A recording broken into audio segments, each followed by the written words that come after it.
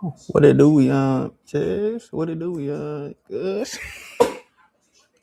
Yeah. Sorry for that obnoxious schoolboy Q microphone test, but you guys already know. Okay, today is Tuesday, May 12th, 2026. Welcome back to Silicone Made Simple.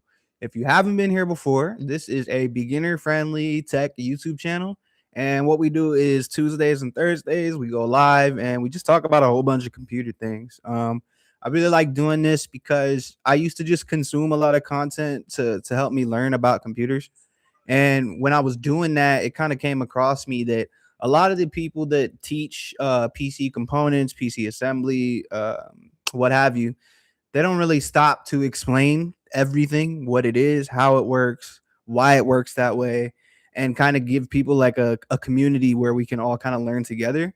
Because sometimes, like, and this is not a shot at nobody, but if we're watching Linus Tech Tips and we're, just on the WAN show, it sounds like they're speaking another language if you're not like educated on computer components, PC components, hardware, software, all these things that you really need to know to be able to understand tech, which is super, super important because as the world is, highlighting AI as our main infrastructure now going forward for a lot of things tech, and software developers are being replaced, and it's just a crazy time. And I think that understanding how all these things work and really developing a strong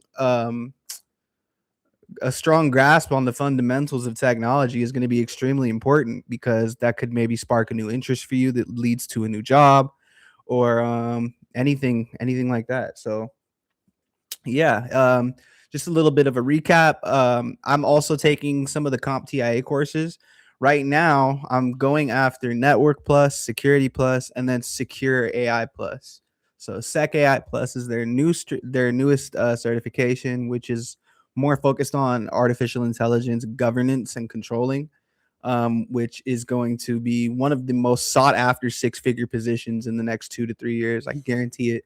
So if any of you guys are like me and where you're trying to make a career pivot or you just want to increase your bag of knowledge that's going to help you later on in life either make money or just develop as a person, then yeah, definitely come rock here, learn with me, and we'll get you up to speed with everything. So with that being said, if you haven't checked out all the other videos on my channel, I definitely recommend you do so. You can start here, of course, if you'd like to. I try to explain each time, each component that we're on. I try to then also go down the components that we've spoke about previously and the ones that actually relate directly to that. So you shouldn't feel too lost. But if you really don't have any idea what I'm saying, go back and watch the other videos because this is the last one. We've explained CPUs, GPUs, we've explained cooling. We're really going down PC components one by one so that we can gain a full understanding of how that system works. And then after this, we're going to roll into laptops and get more specific on mobile computing. Once we cover laptops, we're going into Internet of Things devices. So it just gets deeper and deeper and deeper. And then when you start from the top in this structured way, you should be able to follow along with me. So right now we're gonna go ahead and watch a brief video. And I kind of pause these videos and clear up anything that was too ambiguous, too general, just so that you guys can understand it much better. So this one's kind of short. It's like 6 minutes, but what it's gonna go over is motherboards, how they work. Because the motherboard is like the skeleton of the system. Everything is plugged into that so that it holds its form and its structure. And mine back here, you can kind of see there. It looks really cool, right? It looks like pretty big, and there's a lot of different things. There's this silver box on the side. There's this silver box going across it. You see the GeForce RTX, which is actually my graphics card. But then down here, there's also more NVMe slots. My RAM is plugged in right there where it's flashing. So your motherboard is actually what you plug everything into and where those signals travel physically from one component to another, right? So let's go ahead and watch this video real quick and get it a little bit more of a deep dive regarding motherboards. And after that, I'll peep the chat, see if we have any questions. If not, we'll move forward.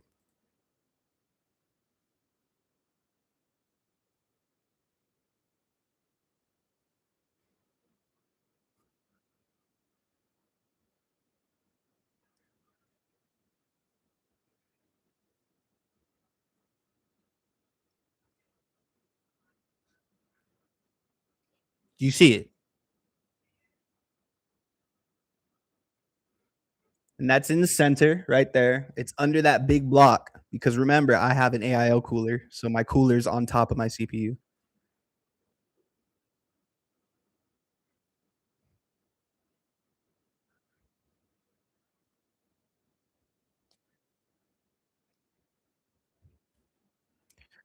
I'm not gonna lie, he's technically correct in calling those bus slots, but you're not gonna hear them referred to as that a lot. He's probably gonna go over PCIe lanes and don't try not to get those two confused. But if you have any questions, feel free to ask.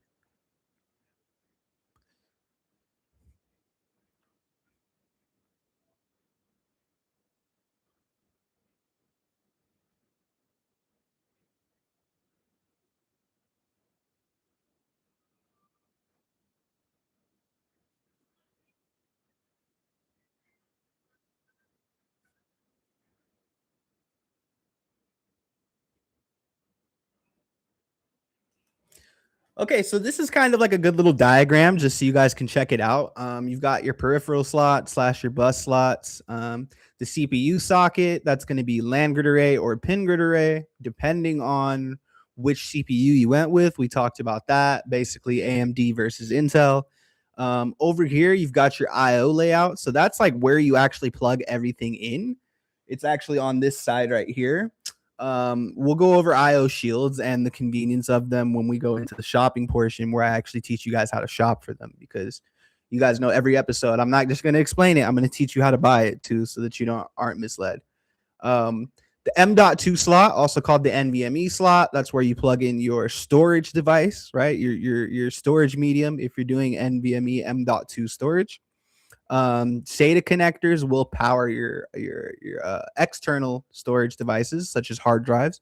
So if you're running a hard drive, you would plug the SATA connection port into there.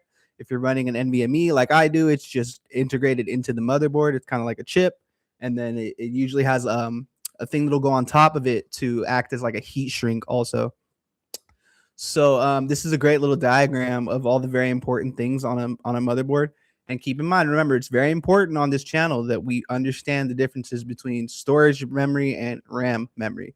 So you'll see it has an M.2 slot and a memory slot, different types of memory for the different types of memory cards. This is your NVMe slot. This is where your random access memory or your RAM sticks go. Make sense?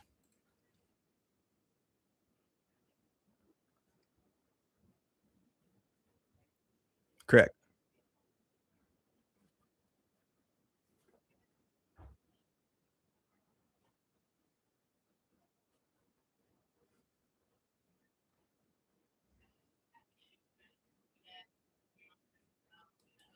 So it was, and this is actually on the CompTIA A plus too. If you guys are taking that, yeah, they're gonna ask you about Northbridge and Southbridge chips.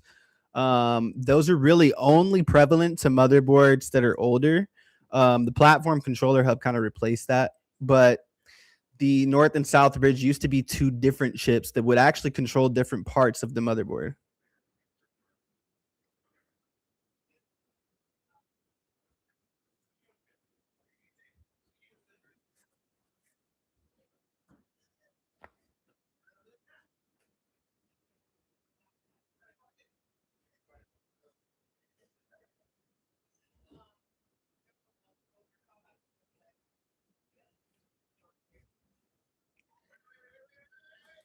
So a little repair tip, right? For those of you that are doing PC repairs, if you open it up and it has an old motherboard and they're complaining that their peripherals are not working anymore, you probably need to look into getting a new Southbridge chip that could fix the problem.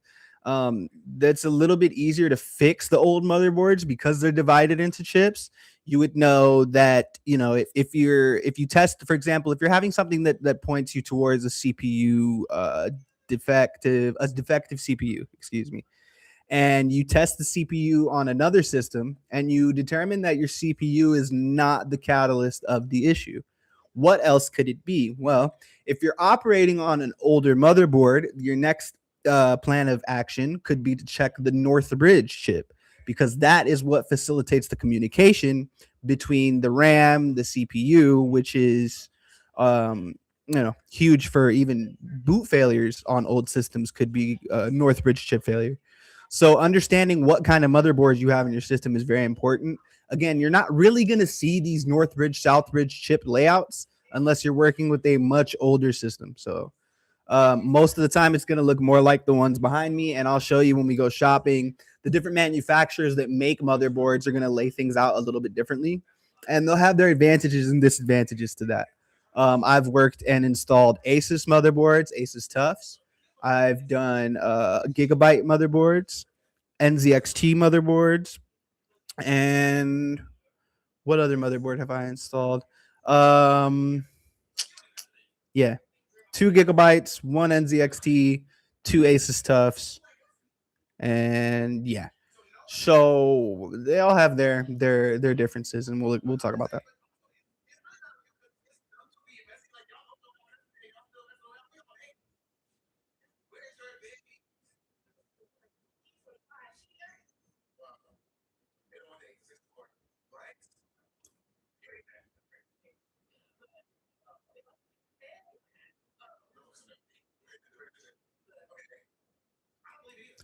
Northbridge chip, no more. Completely eliminated. Northbridge is now just all the functions of the Northbridge chip have just been essentially compacted into the operations of what the CPU does anyway. So you don't need a Northbridge chip anymore, and it's the platform controller hub is a newer format of that. Okay, again, so much better, much cleaner.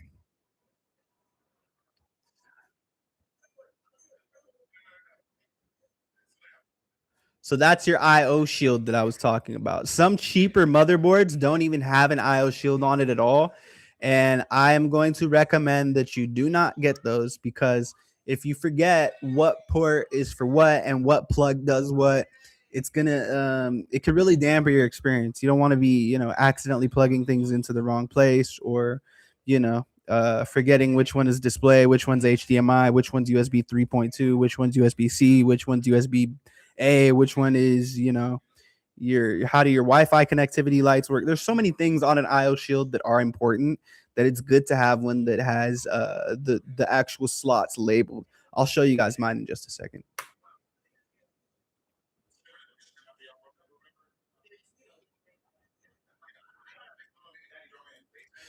So look, let me go ahead and just show you guys mine right now. This is what my IO shield looks like. Excuse me, there's a lot of things plugged in. But basically, this is what it looks like. So it's on, this is the back of my computer. The exhaust is coming towards you guys. And on here, we'll see, you've got your basic USB connections. I have a Wi-Fi antenna plugged in right now, but I'm on Ethernet. So there's absolutely no point for that whatsoever. It's doing nothing with, absolutely nothing. I have two dongles connected here. That's for my keyboard and my mouse. I have, my microphone plugged in, my camera plugged in, but it's nice because you'll notice that this says HDMI, this says DisplayPort. This is my USB 3.2 Type C. This is my USB 3.2 charging port. There's a BIOS where you can, the BIOS update is for flashing your BIOS memory. So installing new software onto your motherboard. You've got your USB-C thing here, and I've got, the microphone jacks, microphone in and line out. So mine is actually very organized, and you can see it. It'll sit nice and flush with your case when you install it right. So it also adds to the appearance of your computer in having it be full. And then you're not going to be lost when you set up your PC for the first time, or when you buy a new peripheral. Where does it get plugged into, and what do all these ports do? So definitely take your time there. I think all I wanted to extract from this video was the actual diagram of the motherboard. Now we're gonna go ahead and get straight into the shopping part. Right. So PC part picker, again, I will go ahead and give it a quick overview for those of you who are new to the channel. PC part picker is our favorite website here for one of many reasons, but one of the primary reasons we love it so much is It will break down your PC for you and give you deals on parts, and it'll actually parse them out from different places that you can buy your components from. And it even has graphs of the price so that you know when you're buying it, is this price high right now? Is it low right now? It makes it really easy to snipe deals and save money on common things that we use. So PC Part Picker is great. They've got a builder. I did a whole episode where we built a computer and priced it out. You guys can go ahead and watch that. There's a lot of valuable information there. But up here at the top, we'll go to products, and you'll see everything is laid out by components. And we'll go ahead and go straight to motherboards. So now, just like always, we have our, all our filters on the side. I definitely went over motherboards in a little bit less complete in with less completion when we did the episode where we taught you guys how to build computers and well, not how to build computers, but that's coming up, I promise you. But how to shop for computer parts, right? But let me get really into it and make sure you guys actually understand what each thing here is. So when we're looking at a motherboard, we want to look at all the we're going to kind of break down the names too. And let's go ahead and start with understanding the socket type. So you're going to have two different socket types. It's either going to be land grid array or pin grid array. Now, these are, I'm going to take my compatibility filter off. You'll see that it has AM4, AM5, or LGA 1700. So LGA 1700 stands for land grid array, and that's how the CPU plugs into the motherboard. That's only for Intel. So Intel uses land grid array, and that means that the pins are actually on the motherboard itself, and the CPU kind of has like divots, if you will, that just kind of connect straight onto the pins. So you're never really handling pins externally. They stay on the motherboard, sticking up, and you put the CPU on top of those pins, and they sit there, allowing that electronic contact to come flush in a way that is facilitating all the electric signals that need to get through and distributed. And when we do that, there's the other side is called pin grid array, which is the exact opposite. So imagine your CPU has pins on it. Let me show you guys a picture of that real quick. LGA versus PGA CPU. So check this out. See? So this is land grid array. It's flat. There's nothing on there. Pin grid array looks like this. You actually have all those pins that are protruding from the face of the CPU, and you're plugging those into the motherboard. So really, they're kind of just opposites, and it doesn't matter too much. AMD CPUs are absolutely phenomenal. Again, you guys know I love Intel. I have an Intel i5 13600K, no problems. Thing's an absolute beast. I would not base your shopping preference on a motherboard based off of the orientation of the pins, if that makes sense, because you're going to want to break it down to AMD versus Intel anyway. Have that be your deciding factor. Don't worry too much about LGA versus PGA. Just make sure you're not getting the wrong one. So if you plan to if you plan to do an AM5 build, you're definitely not going to want to buy a motherboard that is LGA compatible, because then you're just going to have to go back to Micro Center or Best Buy and exchange it for one that does work. So you're just gonna waste a whole lot of time there for a. But the next thing is form factor. When it comes down to form factors, that's basically and literally the size of it. So when you're building your PC, you're gonna have a different choice of ATX, micro ATX. Um, Let me get you. He went over it real quick. The form factors are right here. So we've got AT, which is discontinued. That was like a full motherboard. We've got ATX, which is what I have behind me. We've got micro ATX, which is like smaller ATX. And then we also have mini ITX, which is for like very, very, very small, compact, kind of desktop builds, like maybe as big as a video game console for real. Those are pretty rare. So when it comes down to choosing these form factors, it's really going to be between For most people, I would say it comes down to ATX versus micro ATX. Now, micro ATX, you can get the exact same features as an ATX motherboard. You might get one or two less ports, but the actual speed at which the motherboard can read and write data, can, the efficiency at which it transfers electronic signals to and from its transistors is not at all inhibited by the size. So that's something to consider. If you wanted to go with a smaller, more compact build, you definitely can go micro ATX, and you won't have to sacrifice RAM. You won't have to sacrifice performance. A lot of the times, compatibility is going to remain the same. The only thing I want you guys to really be mindful of is when you're building mini AT or not mini ITX, because that's really, really small. But when you're building micro ATX builds, which is a step smaller than a full ATX build, you're going to be using most of the time micro ATX cases.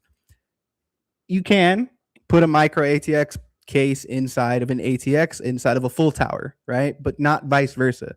So if you get a really small motherboard and put it in a big case, it's just going to look funny, but you can mount it in there. I don't know why you would do that. I really think aesthetics when building is important because it's going to make you enjoy your system a lot more. But if that's what you're into, then hey, feel free to do it. Just understand you can't really do it backwards. So you can't get, like a fractal, like one of the thermal take cases that are really, really small, and then like try to just jam an ATX motherboard in there. Do not play with the sizes of things. Make sure everything is how it's supposed to be for your optimal performance of your system. Mini ITX is like super even smaller than the ATX builds. And this is where you start to lose out on features. There's not as many features available on these motherboards typically. So do your homework when you're doing a micro ATX build versus a mini ITX build. I have not built a mini ITX computer. I would really like to build a small compact system like that. But for gamers, it's probably not going to be the most ideal because we need more space for cooling. We need, more space a lot of the times for those overclocked GPUs. And as we know, from the 3070 to the 5070, each generation, NVIDIA graphics cards have not exactly gotten smaller. So at this rate, by the time we're at the 80 whatever, we're gonna need, cases that are 7 feet tall. So longevity, baby, longevity. Keep it in mind. That's your form factors, right? So when it comes down to now, okay, size and socket type. Got it. Memory max is how much random access memory you can plug into the RAM slots.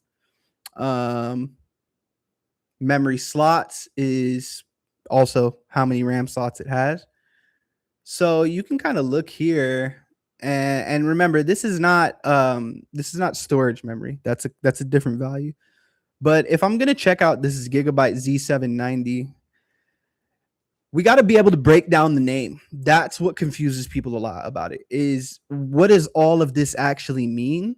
Because when I just look at this, all I see is a motherboard. I don't. So what's the Z7 blah blah juju blah blah all these crazy things? You don't know what it is, but let's make it simple. So Gigabyte is the manufacturer. Okay, manufacturers manufacture the motherboards, and they do them in partnership with Intel and AMD. So Gigabyte will manufacture this LGA 1700 motherboard. Now we know Gigabyte's the dudes making it. LGA 1700 is what?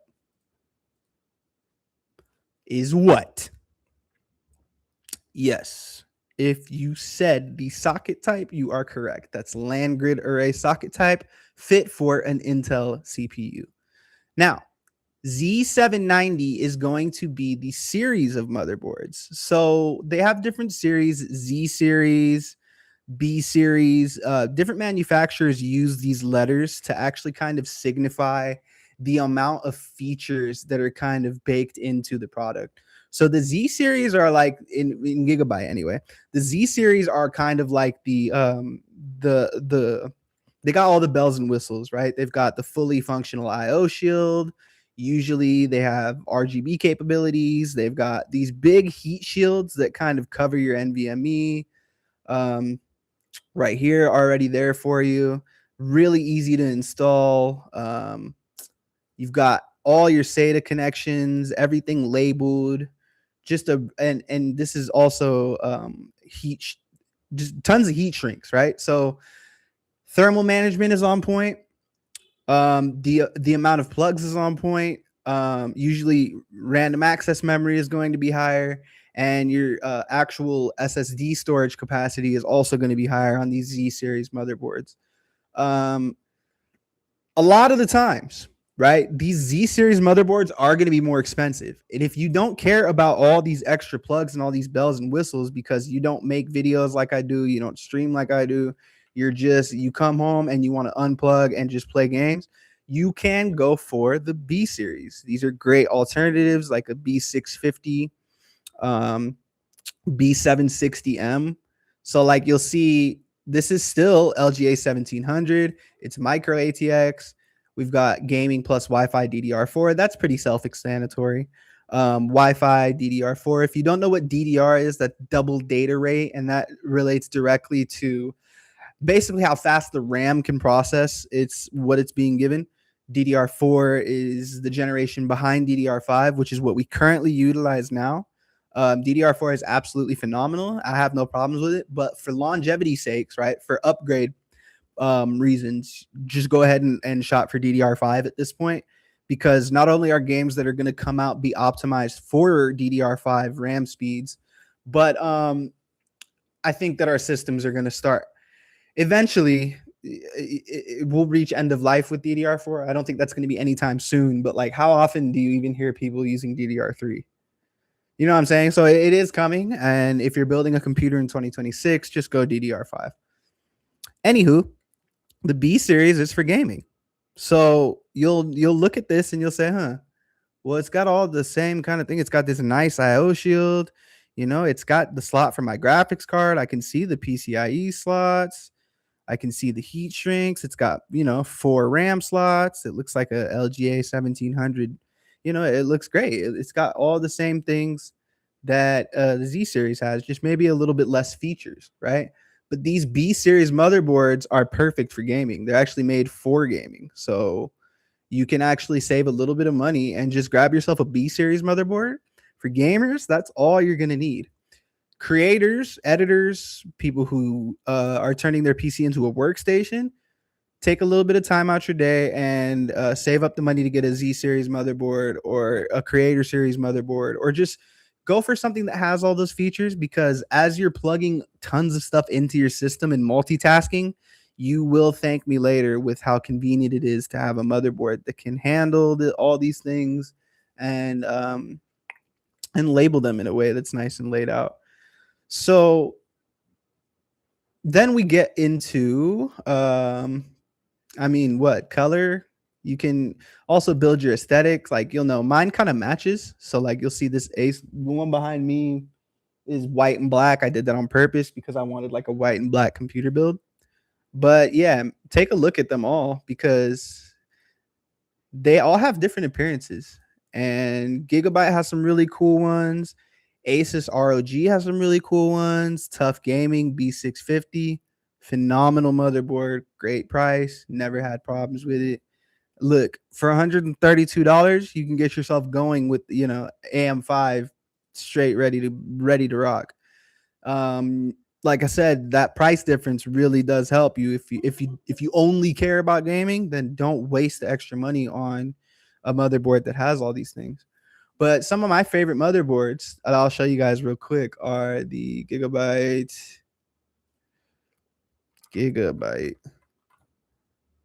Z690.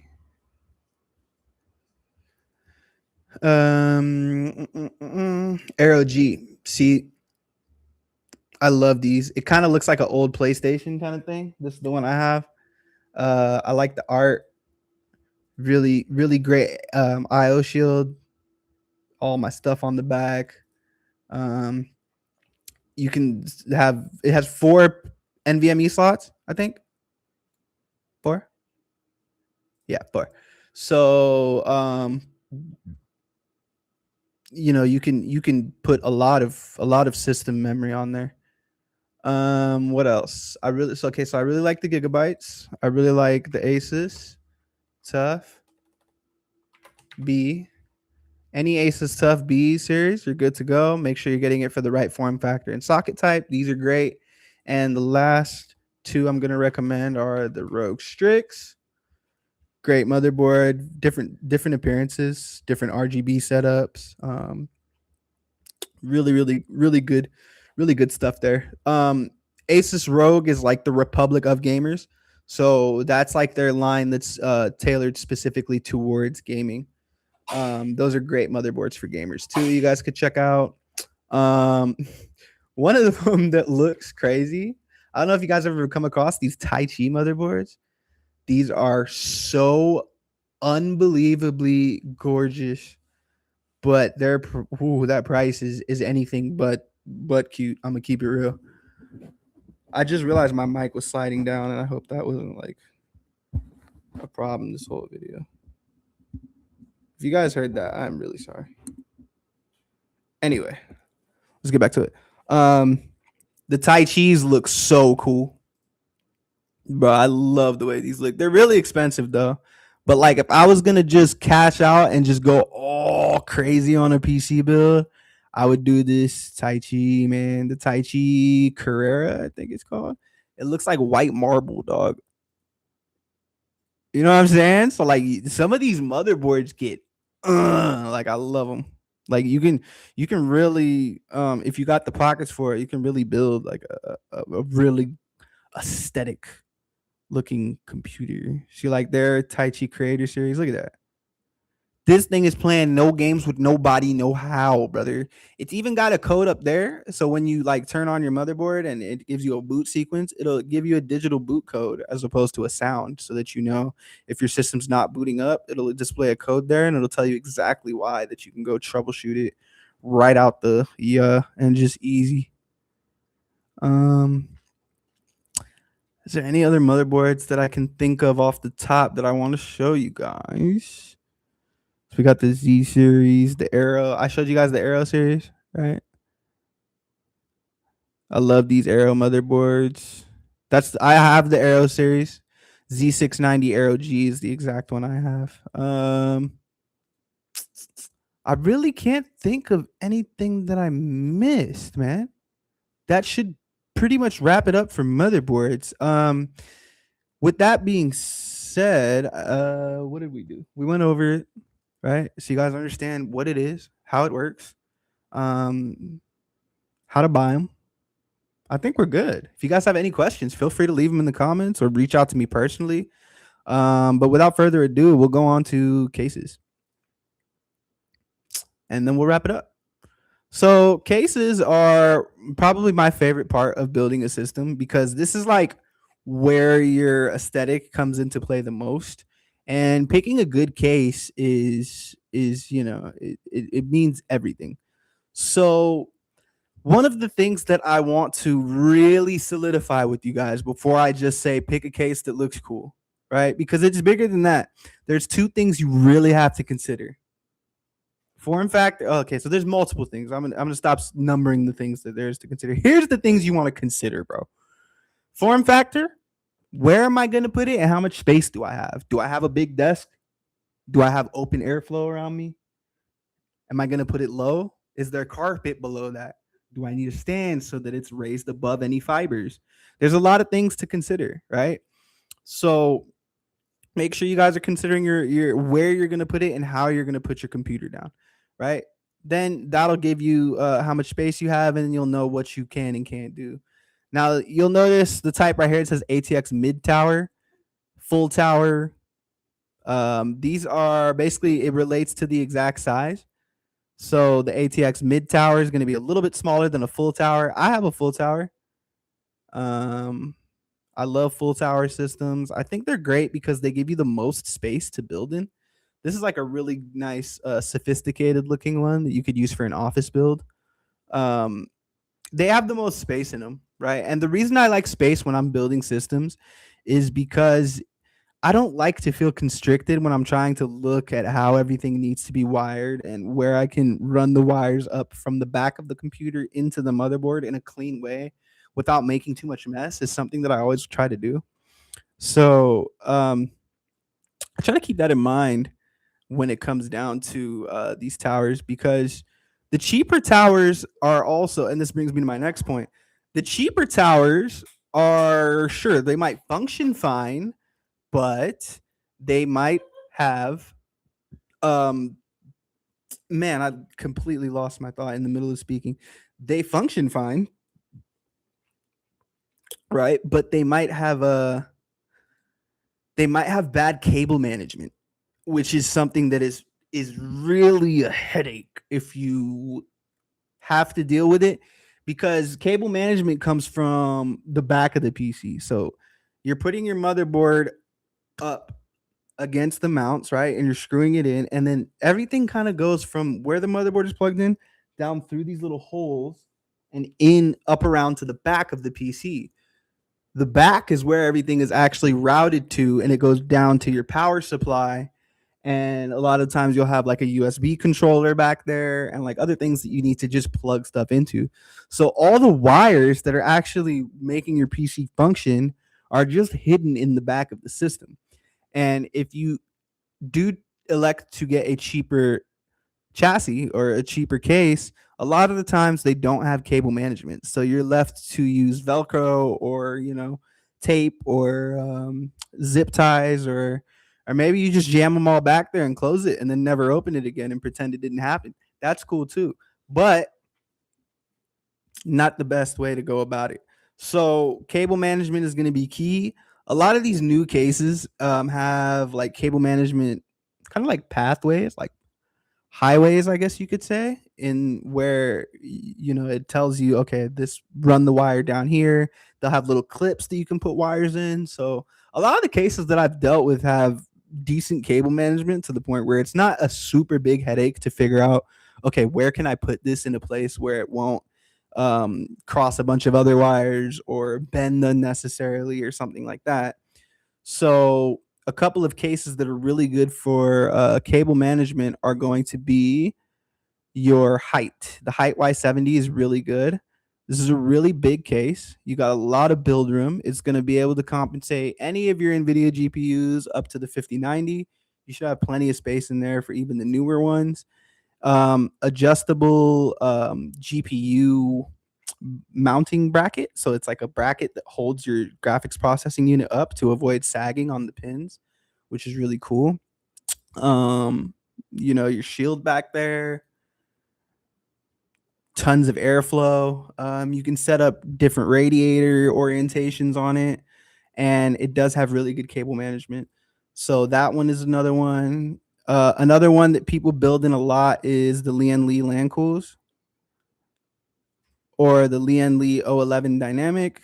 This is a very popular case for people because it's pretty much a shell, and you can put bottom radiators on it, so you can really turn this into like a whole hallway of RGB. There's tons of amazing Evo builds. I recommend, if you guys are PC building nerds like I am, just go on YouTube and type in best Lian Li Evo builds, and some of the craziest RGB you've ever seen is going to come up. Fractal Design also has some great cases. Again, these can be really good for like office spaces where you need a high functioning computer, but you don't want it to look all crazy and distract people. Boom. You can also get it without tempered glass too. You don't need the side to be visible. That is completely a preference, and it doesn't really affect thermals either. So not having a glass door is not going to be the end of the world if that's something that you elect to do. But yeah, when you're looking at these cases, consider the size, what GPU you're getting, and how much space you're going to want to have, whether it has good cable management or not. That can be sufficed by a quick Google search. Height Y70 cable management, or Corsair Frame 4000D RS cable management. Just give that a quick search. Make sure it's something that you look like you would want to be playing around with, because you don't want to buy the case and then figure out that it's a nightmare to route these wires to the correct place. And I've been in that situation before. It completely sucks, but you will make it through it if you find yourself in those trenches. I promise you.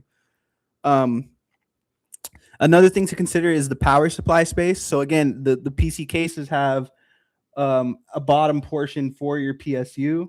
My PSU has it's plugged in right here, and it's plugged into the bottom of the case. The wires are all kind of running through it. So make sure that you're getting a case that fits with your PSU.